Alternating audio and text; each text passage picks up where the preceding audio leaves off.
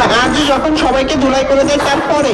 Uncle দেখো আরজু আমার স্বামীকে কত জোরে চাটি দিয়েছে।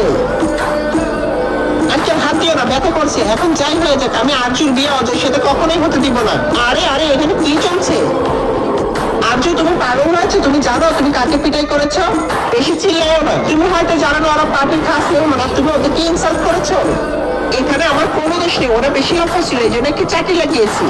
চুপ, কোম্পানির মিস বস আসছে, জলদি তৈরি হয়ে যাও। কি চলছে? সবাই কেন চিল্লাচ্ছ? ওরা সবাই আমাকে অনেক পেরেশান করছে। আমি আপনার নাতি অজয়কে অনেক ভালোবাসি আর বিয়েও করতে চাই, কিন্তু ওরা সবাই আমাকে আলাদা করতে চায় যাতে আমি আপনার নাতি অজয়কে বিয়ে না করতে পারি। এই মেয়ে, তুমি জানো না যে তুমি কত বড় ভুল করেছো? তুমি আমাদের খাস মেহমানকে ইনসাল্ট করেছো। এখন এখানে তোমার কোনো ইজ্জত নেই, যাও এখান থেকে। তুই শুনতে পাস না? যা বাইরে বের হ। আমাকে ডিস্টার্ব করো না, নয়তো আমি অন্য কাউকে ধুলাই করে দিব।